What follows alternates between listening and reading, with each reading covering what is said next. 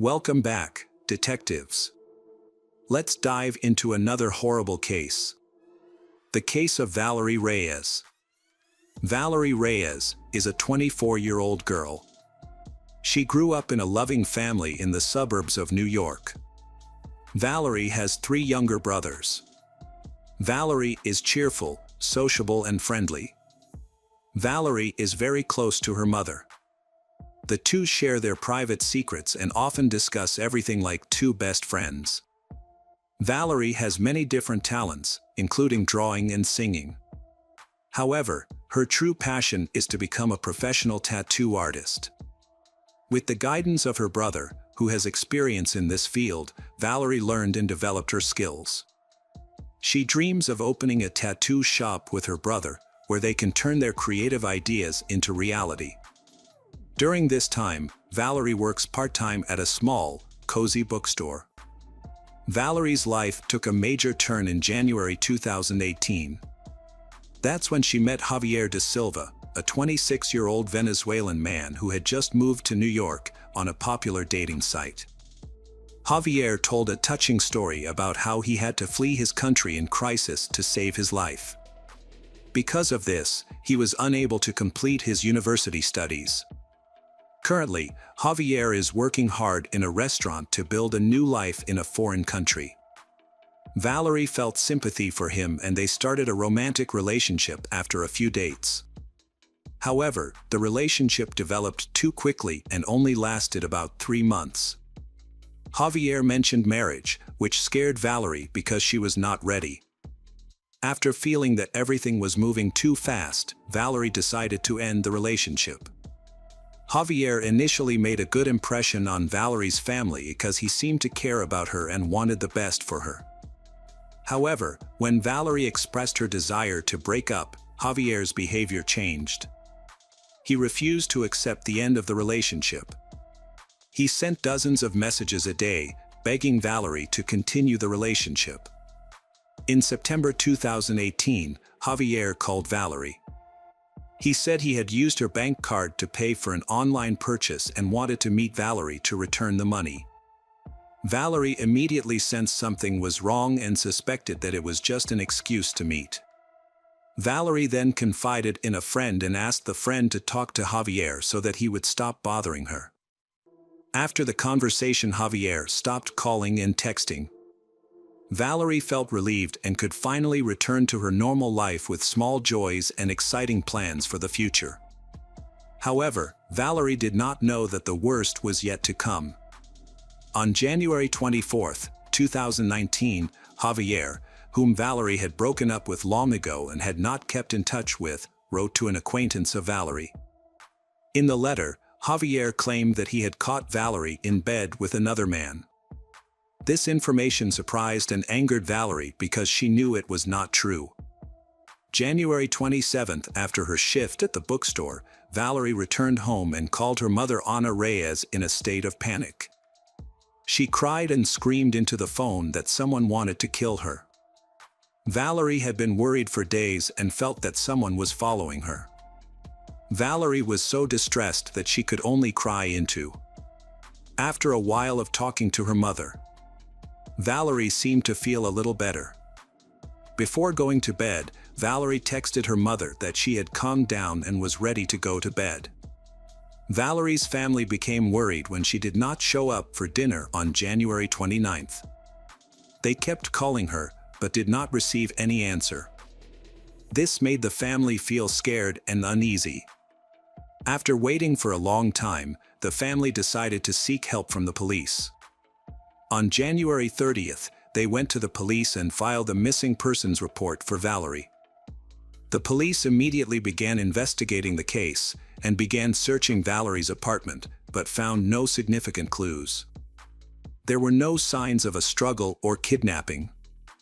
There were only small blood stains on the pillowcase in the bathroom, but the police thought it could be a simple injury. The police decided to look for Valerie and contacted her mobile operator. They discovered that Valerie's phone had been switched to airplane mode on the night of January 28th at around 3 a.m. Since then, the phone had not been turned on. This made the police and Valerie's family even more worried. But the most alarming fact was that someone had accessed Valerie Cloud's storage and carefully studied all her photos, videos, and messages. Another worrying detail was that at 5 a.m. on January 29th, just 2 hours after the phone was turned off, someone had withdrawn $1,000 from Valerie's bank account. Surveillance cameras captured a man driving a black Honda to the ATM, quickly taking the money and disappearing. When the license plate was checked, police quickly determined that the car belonged to Javier, Valerie's ex-boyfriend. He was immediately placed on the list of prime suspects. During a search of Javier's home, no evidence was found relating to Valerie's disappearance. However, surveillance camera footage showed that on the evening of January 28, Javier left the house in a black Honda and went to Valerie's residence. Police checked Valerie's phone and found that there had been no calls or messages from Javier in recent months. This indicated that Valerie had not invited Javier to visit or meet. After Valerie went missing, Javier turned off his phone, so his movements could not be tracked. However, at 6 a.m., his cell phone briefly became active near Harrison, Connecticut. At 7:30 a.m., the phone was found in Greenwich. Javier returned home to Queens at 9:43 a.m., as confirmed by nearby cameras. Police later found that Javier had posted an old photo of them on Instagram the night before Valerie went missing. His posting of this photo could have been to let people know that they were still together, or it could have been some kind of secret sign. While the police were investigating Valerie's disappearance, Valerie's family and friends continued to search for her. They posted flyers with Valerie's picture and checked all of Valerie's usual haunts. A week passed in anxiety, with sleepless nights and exhausting searches. But still no results. On February 5th, highway workers saw a red suitcase on the side of the road. When they opened the suitcase, they saw a horrifying scene. Inside the suitcase was the body of a young woman. Her hands and feet were tied tightly with rope, her mouth was sealed with a thick layer of tape. Her thin shirt was torn, her jeans were torn and dirty. The girl was not wearing shoes. People noticed a terrible wound on her head. They immediately called the police to report the incident. The police arrived at the scene. Through tests, they quickly identified the victim as Valerie Reyes. Valerie's parents received news about their daughter. During the autopsy, the gruesome details of the murder were revealed. Before her death, Valerie had been severely beaten in the head with a blunt object, and then, while still alive, she had been stuffed into a suitcase and left to die. The evidence that Javier Dilva was involved in the murder was that Valerie's bank card was found in his wallet. During questioning, Javier gave a surprising explanation. Javier claimed that he had found Valerie's bank card and ID card at the bar. The police presented all the evidence they had gathered, including surveillance camera footage, details of his car, and the movements of his phone on the night of the incident. The police told Javier that they knew he was at Valerie's house on the night of the incident. Javier later changed his story.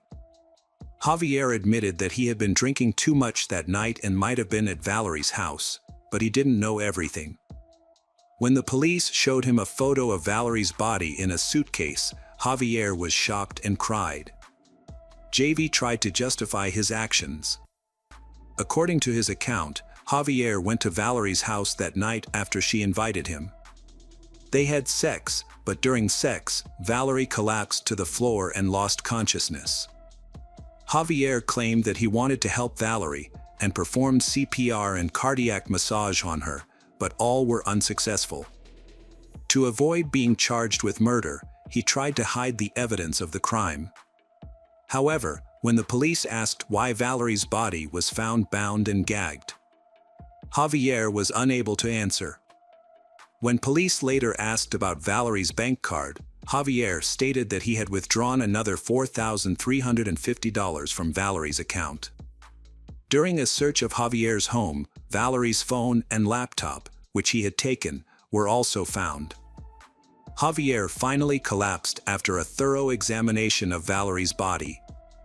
There were signs of struggle and violence on her body. Under Valerie's fingernails, Javier's skin and blood were found. Javier's DNA was everywhere on the suitcase, in the car interior, on Valerie's belongings. Javier was immediately arrested and formally charged with the murder of Valerie Reyes. Under the pressure of irrefutable evidence, Javier da Silva finally fully admitted his guilt in court. On February 5, 2020, a hearing was held in the case of 24-year-old Valerie Reyes. Javier's lawyer tried to defend his actions, arguing that it was the result of a violent and jealous outburst, depression after the breakup with Valerie, and drug use. On September 3, 2021, the court affirmed that 28-year-old Javier da Silva was sentenced to 30 years in prison. This means that he will spend most of his life behind bars. The investigation also found that Javier had been living in the United States illegally. He arrived in the country on May 8, 2017, and his 90-day stay expired on August 5, 2017. Therefore, after serving his 30-year prison sentence, he will be immediately deported to his native Venezuela.